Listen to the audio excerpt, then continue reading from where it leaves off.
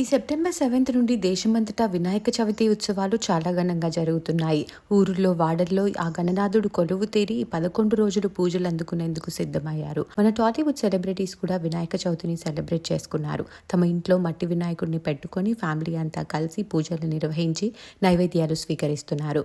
తమ festive moments ని social media వేదికగా అభిమానులతో షేర్ చేస్తూ అందరికీ పండుగ శుభాకాంక్షలు తెలియజేస్తున్నారు. షేర్ చేసిన వినాయక చవితి సెలబ్రేషన్స్ కి సంబంధించి కొన్ని బ్యూటిఫుల్ ఫొటోస్ ని మీరు చూసేయండి.